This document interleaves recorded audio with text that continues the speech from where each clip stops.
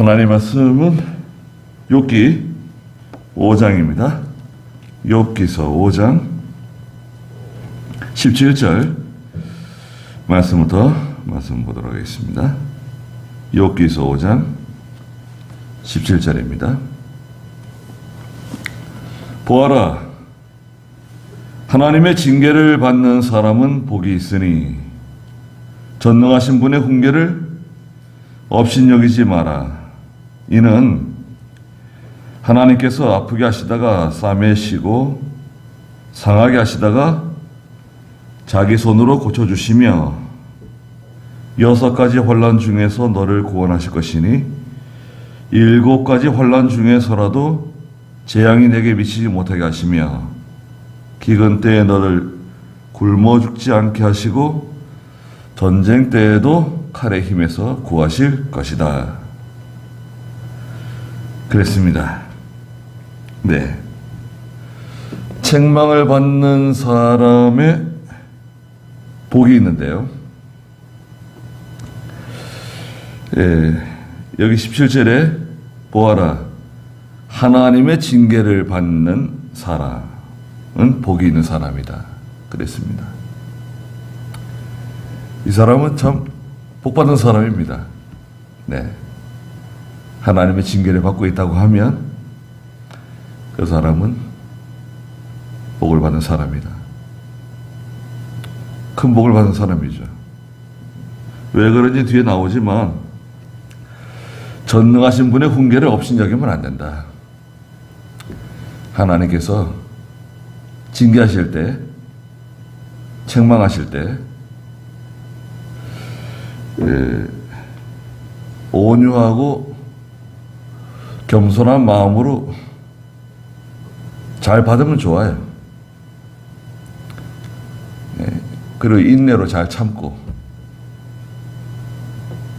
온유와 겸손, 그래서 잘 인내하면서 그 시간을 보내면 돼요. 근데 반대로 하나님을 거역하고 완고하게 나가면 딱 그 완고한 마음 있잖아요.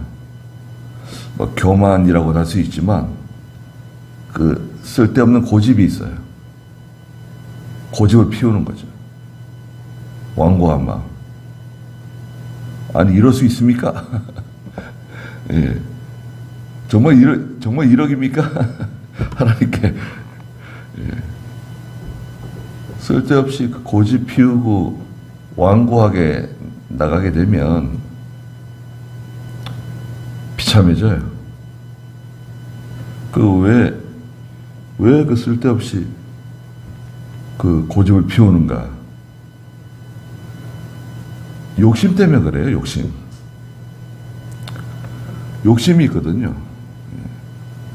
그게 뭐 자기 자존심이라고도 하고 뭐 자기 성격이라고도 그러는데 결국은 다 욕심이에요. 욕심이 속에 있으면 사람이 완고해집니다. 고집스러워져요. 그러면 안 됩니다. 그러면 하나님의 은혜에서 멀어져요. 겉으로 보면 되게 겸손한 것 같아요. 참 겸손한 사람 같아요. 근데 그 자기 고집이 있어요. 예? 아주 겸손한 것 같아요. 뭐 인사도 뭐 친절하게 하고 참 겸손한 것 같아요. 온유한 것 같아요. 근데 자기 고집이 딱 있습니다. 예. 그 굵은 힘줄 같은 게 속에 딱 들어있어요. 그거 뽕나무 뿌리처럼 박혀 있는데 그거 뽑아내면 그 사람 살고 그거 뽑아내지 않으면 가는 거예요. 그냥 그렇게 계속 평생 일평생 가는 거예요. 잘 모르는 사람은 저 사람 겸손한 사람, 온유한 사람으로 알죠. 네. 그렇지만 그 속에 아주 그 질긴 자기의 고집, 그 쓸데없는 그 집착, 그런 게 딱 속에 있어가지고 그거 참. 그래서 이제 은혜를 받잖아요. 은혜를 받아가지고 이렇게 자라나다가 딱 어느 시점에 가면 딱 거기 멈춰요. 더 이상 은혜를 받아들일 수가 없어요. 더 이상 자라날 수가 없어요. 왜냐하면 자기라고 하는 게 딱 거기 있거든요. 딱 걸려요, 거기서. 예. 더 이상 받아들이질 않아요. 포기 안 해. 예. 이건 안 된다.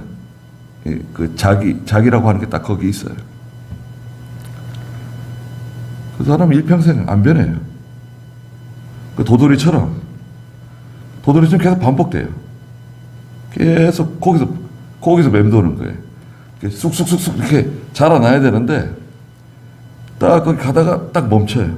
그 또 계속 도돌이처럼 이제 반복하는 거예요. 일생 반복합니다. 그렇게 하다가 이제 세상 떠나는 거예요.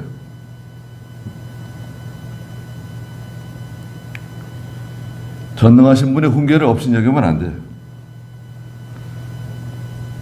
사람이 업신여길 수 있는가? 업신여길 수 있죠. 예. 그 말씀을 잘 듣는 것 같아도, 예. 그러니까 거기까지 가면 자기라고 하는 게 발동되는 거예요. 거기까지만 딱 가면 스위치를 딱 누르는 거예요. 그러면 이제 자기의 그 고집, 자기라고 하는 게 막 작동합니다. 안 바뀌어요. 안 바뀌어요. 일평생. 그게 업신여기는 거죠. 하나님 업신여기는 거예요. 18절에 이는 하나님께서 아프게 하시다가 싸매 주시고 상하게 하시다가 자기 손으로 고쳐주신다는 겁니다. 그러니까 그걸 버려야 돼요. 자기 속을 비워야 돼. 욕심을 비우고 그 쓸데없는 자기 자존심, 고집을 버려야 돼요. 그거 버리는 게 산을 옮기는 거예요. 산을 옮기는 거. 복나무 뿌리 뽑아내는 거 있잖아요. 복나무 뿌리 예수님께서 복나무 뿌리 뽑아야 된다.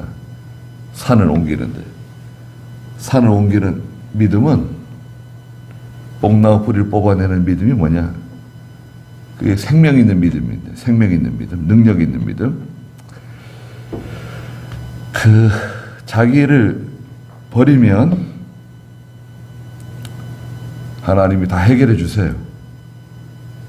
그러니까 아프게 하시지만 싸매 주시고 또 상하게 하시지만 고쳐주세요. 치료해 주세요. 그거를 이제 깨닫게 되면 자라납니다. 자라나고 거룩한 인격이 만들어져요. 19절에 6가지 환난 중에서 너를 구원해 주신다. 6이라고 하는 숫자는 인간의 만수라 그랬죠. 인간의 만수. 세상의 모든 환난, 이 세상의 모든 환난 하나님이 다 해결해 주신다. 환난 많잖아요. 7가지 환난 중에서라도 재앙이 내게 미치지 못하게 하신다. 이 7이라고 하는 숫자는 이 하나님께 속한 숫자예요. 네, 7. 7은 하늘께 속한 숫자입니다. 이것은 인간이 감당하기 힘든 환난이에요. 그런 환난이 미칠 때라도 하나님께서 구원해 주신다는 거예요. 좋은 거죠? 다 해결되는 거예요. 자, 그러면 이것도 뭐 유익이라고 할 수 있는데 19절에 6가지 환난 중에서도 너를 구원해 주시고 이 7가지 환난 중에서라도 재앙이 내게 미치지 못하게 하신다. 예, 그것도 유익인데 징계를 잘 통과하게 되면 이제 20절부터 쭉 이제 그 유익이 있어요. 첫째는 20절에 보니까 징계 잘 받으면 기근 때 너를 굶어 죽지 않게 하신다. 기근이 있어요. 기근은 경제적인 환란이에요. 경제적인 환란. 또 영적 기근도 있어요. 아모스 3장 8절에 물이 없어 기갈이 아니고 양식이 없어 기근이 아니다. 하나님의 말씀을 듣지 못하는 기근과 기갈을 만나게 된다. 아모스 8장 맞나요? 아모스 3장 8절?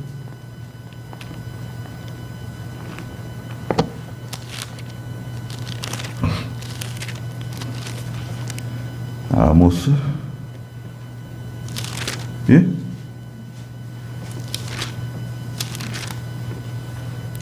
아모스 8장 11절. 8장 11절입니다. 아모스 8장 11절 읽어주세요.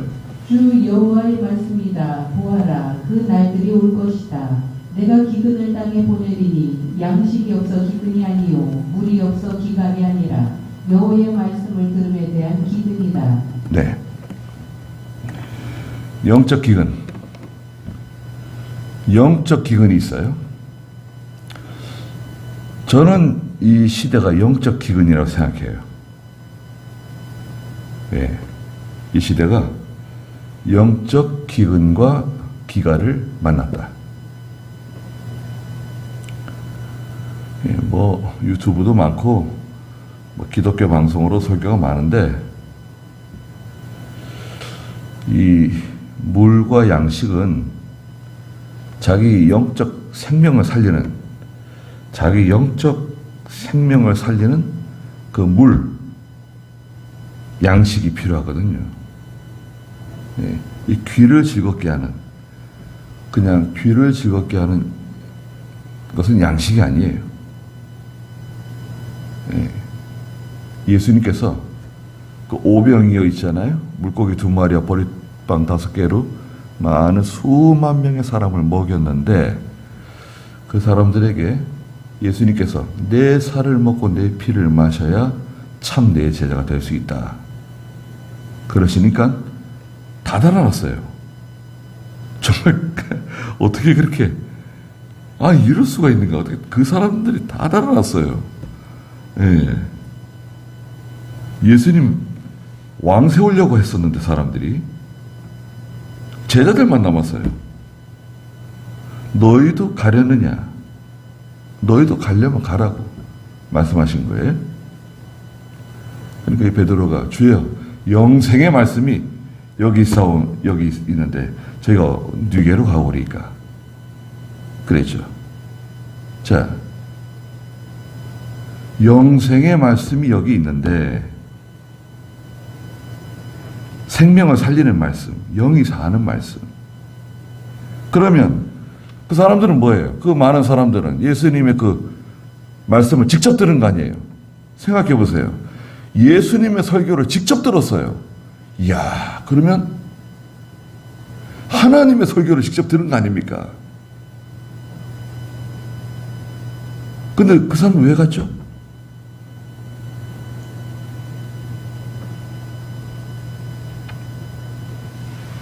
예수님의 피를 마시고 예수님의 살을 먹어야 된다는 말씀을 받아들일 수가 없는 거예요. 그 말씀이 자기하고 맞지 않는 거예요. 그러면 우리는 그 수많은 사람들을 붙잡아야 되는가요? 아니면 예수님을 붙잡아야 되는가요? 이런 고민이 생기나요? 자, 그 수만 명의 사람을 붙잡을 것인가? 그 예수님을 붙잡을 것인가? 이 베드로의 믿음을 본받아야 된다고 말해요. 그러면 실제로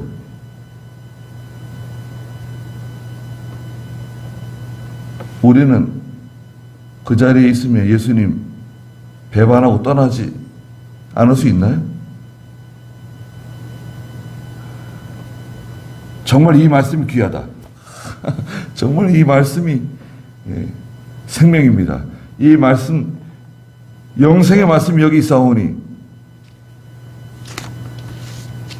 베드로는 그걸 어떻게 알았을까요? 바요나 시모나 귀하다고 칭찬해 주셨죠. 이것을 내게 알려주신 분은 혈육이 아니다. 하나님께서 내게 알려주시 깨닫게 하신 거다. 책망을 잘 받으면요, 영의 양식 떨어지지 않아요. 또 경제적인 혼란도 하나님이 잘 통과할 수 있도록 힘을 주세요. 세상에서. 두 번째, 전쟁 때 칼의 힘에서 구해 주신다. 전쟁 때 큰 혼란이죠. 하나님이 구해 주신다.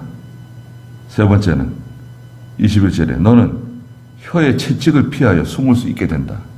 혀의 채찍, 그 사람들의 사나운 말, 그 채찍 같은 말에서도 하나님이 구해 주신다. 네 번째, 파멸이 다가와도 두려워하지 않을 것이다. 파멸이 성큼성큼 내게 다가오는데 파멸이 다가와요. 끝장났어요. 끝장나는 거예요. 그런데도 두려워하지 않는다. 두려워하지 않는다는 게 사실 무서운 겁니다.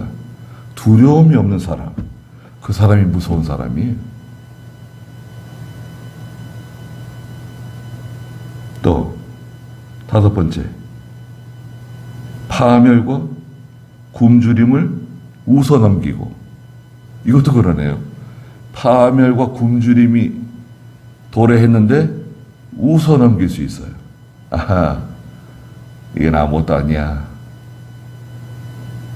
이런 것으로는 나를 넘어뜨릴 수 없어. 이런 것이 내게 바람을 일으키지 못한다. 근데 우리 심령 속에 고요하고 안정된 심령인데 바람을 일으키고 풍랑을 일으키고 막 난리 법석을 일으키잖아요.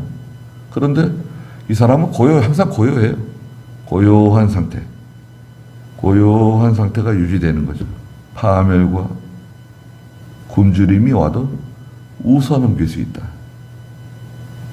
여섯 번째, 땅의 짐승들을 두려워하지 않는다. 짐승 같은 사람들이 짐승 같은 사람들. 그냥 사람입니다.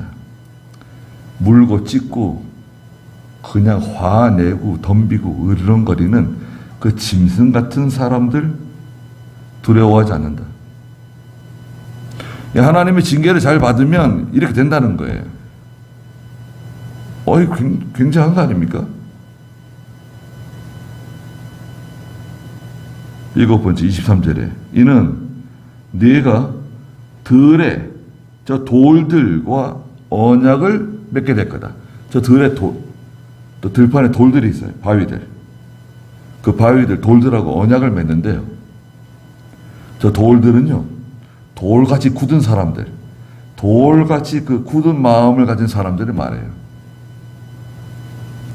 돌 같은 사람들, 딱딱해가지고 돌 같은 사람들과도 좋게 지낼 수 있다는 거예요. 돌 같은 사람들이 굴복해요. 또 들짐승이 여덟 번째죠. 들짐승이 너와 화목하게 될 것이다. 이것도 마찬가지입니다. 들짐승과 같은 사람들이 찾아와서 화목한다는 거예요. 굴복한다는 거예요. 짐승 같은 사람들 얼마나 많습니까? 짐승들 두려워하지 않고 또 짐승 같은 사람들하고도 화목하게 지낼 수 있다는 거예요. 하나님의 징계를 잘 통과한 성도가. 아홉 번째 24절에 너는 내 장막이 평안하다는 사실을 알게 될 것이다. 장막, 가족, 집안이 편안하고 고요해요. 예. 하나님의 징계를 잘 통과한 성도에게 하나님께서 평안함을 허락해 주세요. 예. 편안해져요. 아주 힘들고 어렵고 괴로웠는데 하나님께서 고요하게, 편안하게, 예. 잠잠하게 집안이 고요하고 자녀들이 고요하고 조용해졌어요. 이야, 이거 집안이 고요하고 편안한 거 쉽지 않습니다. 예. 그 특별한 은혜예요. 그렇게 힘들었는데 하나님이 고요하게 해주세요. 집안이 시끄럽고 어지러우면요, 기도하기 힘들어요. 성도가 기도가 안 돼요. 예? 그 마음이 편안하지가 않으니까 기도가 잘 안 돼요. 다투고 싸우는 집에 살면 기도가 잘 안 됩니다. 얼마나 힘들겠어요. 예. 그런데 하나님이 조용하게 만들어요. 조용해져요.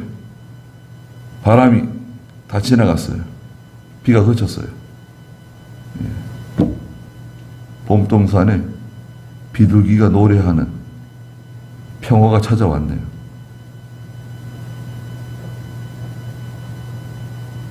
또 10번째, 내 우리를 살펴보아도 잃은 것이 없을 것이다. 예, 우리를 살펴보니까 하나님의 그 징계를 받았는데, 하나님의 그 책망을 들었는데, 지나고 나서 보니까 손해본 게 없어요. 손해본 게 없네. 잃은 것이 없어요. 또 25절에 11번째, 내 자손이 무수하게 많아진다는 거예요. 자손이 많아져요. 자손은 열매입니다. 열매. 많은 열매가 맺힌다는 거예요. 그게 전도의 열매일 수도 있고, 또 자라나는 열매일 수도 있고, 열매가 많아져요. 자, 열매가 많아 보세요. 얼마나 좀 보람이 있습니까? 네. 열매가 많아진다. 네 후손들이, 12번째는 땅에 풀과 같음을 알 것이다. 땅의 풀들 보세요. 야, 이 풀들은 누가 씨를 뿌리지도 않는데 풀들이 얼마나 잘 자랍니까? 예. 하나님께서 후손들이, 자손들이 땅의 풀들처럼 많아진다는 거예요. 무성해진다는 거예요. 와, 그건 뭐 자동이에요. 다 잘 돼. 그리고 13번째는 때가 되면 26절에 곡식단을 거두어 드리는 것처럼 내가 장수하다가 무덤에 이를 것이다.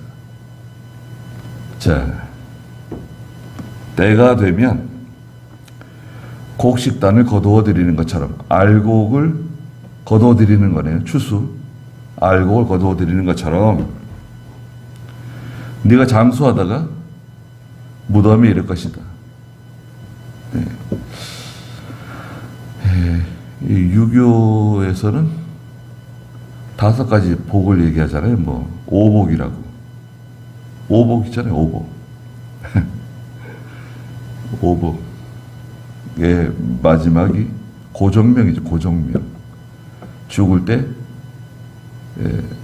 편안하게 잘 죽는 거. 그런데 하나님의 징계를 잘 받고 고난을 잘 통과한 성도가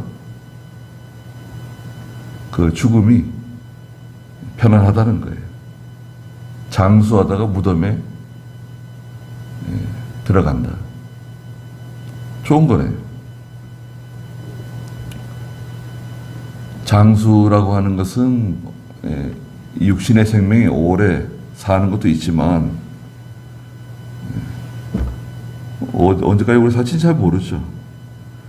언제까지 살지 모르지만 장수하다가 또 장수는 오래도록 실패하지 않고 잘 된다는 뜻이 있어요. 오래도록 지속적으로 실패하지 않고 잘 된다. 오래 살면 뭐 하겠어요? 계속 실패하고 고난이 많고 환난이 많고. 그건 힘들어요. 장수해도. 물론 특별한 경우도 있죠. 특별한 경우도 있지만 보통 믿음으로 살면 하나님께서 편안하게 해주세요. 편안하지 않다. 편안하게 해달라고 기도를 하는 거예요. 네? 하나님, 편안하게 해주십시오. 그런 기도 해보셨어요? 하나님, 저를 좀 편안하게 해주십시오. 고난이 많습니다. 편안하게 해주십시오. 간단하죠? 기도가 어려워요? 그렇게 기도하면 돼요. 하나님, 제가 편안하지가 않습니다. 편안하게 해주세요. 거기에 뭐 살을 많이 붙일 필요도 없어요. 누가 이렇게 저를 힘들게 합니다. 누구 때문에 저 힘듭니다. 뭐 때문에. 그런 거 못하는 얘기예요. 하나님 모르세요? 그냥 편안하게 해달라고. 하나님 편안하게 해주십시오. 교회가 편안하게 해주세요. 총회가 좀 편안하게 해주세요. 네. 제 심령 속이 편안하게 좀 해주십시오, 하나님. 고요하게 해주세요. 단순하잖아요. 하나님 편안함을 주세요. 편안하게 해주세요. 이것도 해결해 주시고요. 이것도 해결해 주시고요. 그렇게 기도 안 해도 돼요. 하나님이 다 해결해 주세요. 빗자루하고 쓰레기통 가지고 가가지고 쓰레바지 가지고 가가지고 싹싹 쓸어가지고 다 담듯이 하나님께서 다 이렇게 해결해 주세요.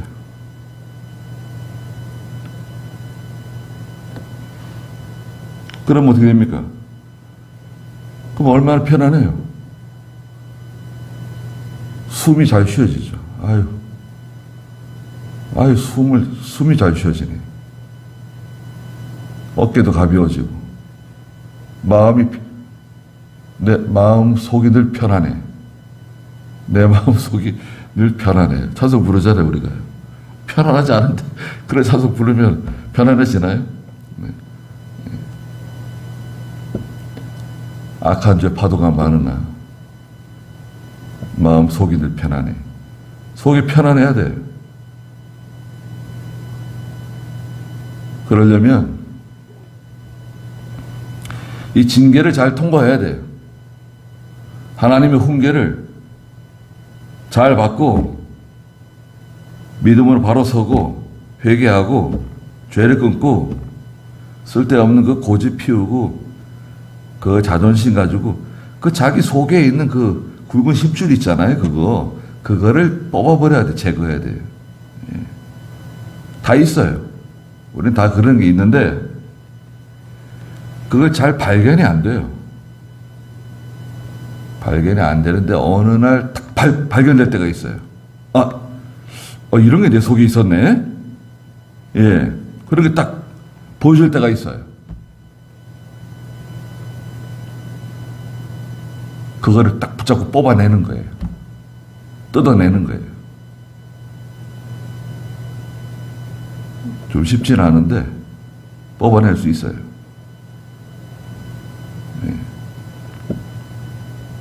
보아라 27절에 이것이 우리가 살펴본 것이니 분명한 사실이다. 너는 이것을 잘 듣고 네 자신을 위해 명심하여라. 네. 엘리바스는 참 대단한 분이세요. 네. 귀한 걸 깨달았어요. 하나님의 징계를 잘 통과하고 하나님의 훈계를 잘 받으면 많은 유익이 있다는 것을 알고 있는 사람이에요. 네. 거기까지 하죠.